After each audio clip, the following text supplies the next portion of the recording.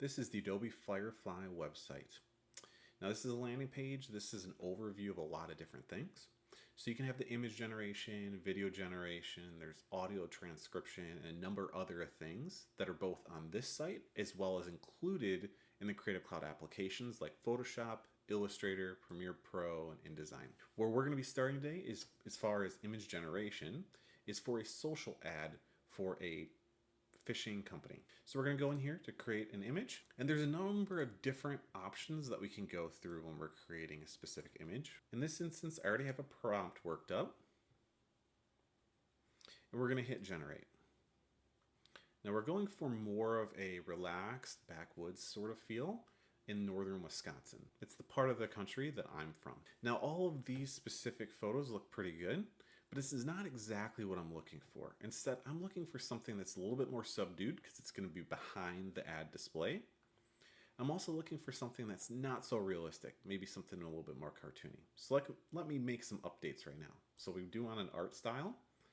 We're going to scroll down through a lot of different things, and we're going to go to themes for cartoon as well as concepts for simple.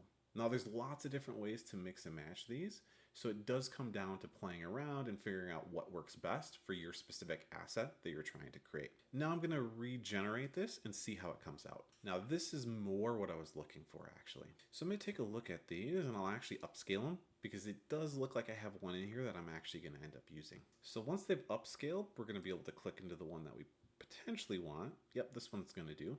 But I actually do want to change this just slightly. I think we need to add a deer into the picture as well.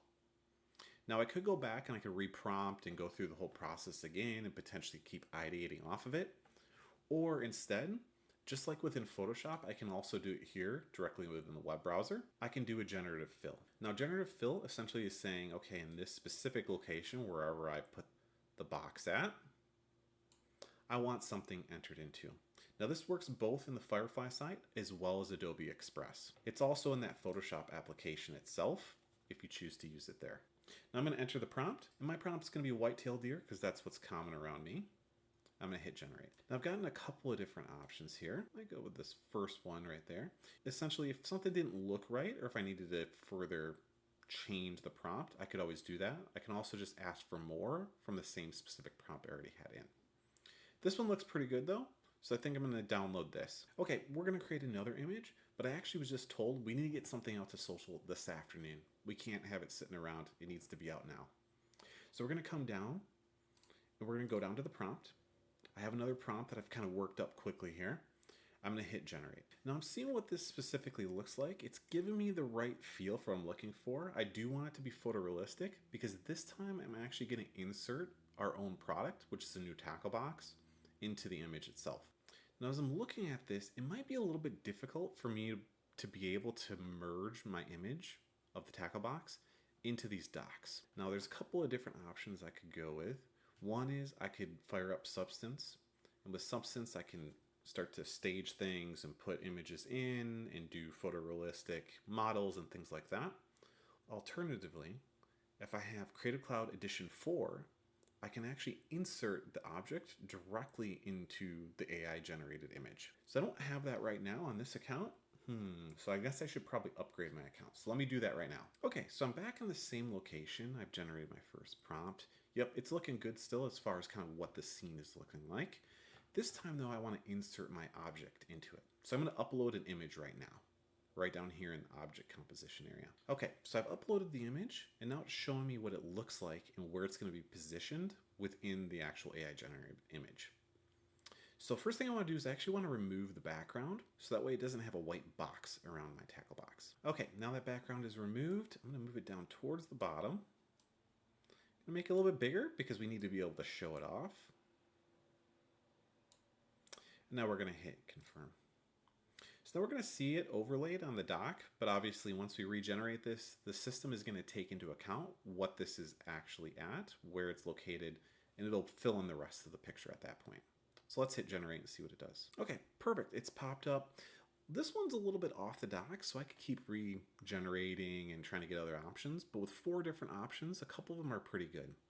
Now, if I did want to tweak this further, I still could put in a new prompt. If I wanted to change the image object, that's fine. I could do that as well.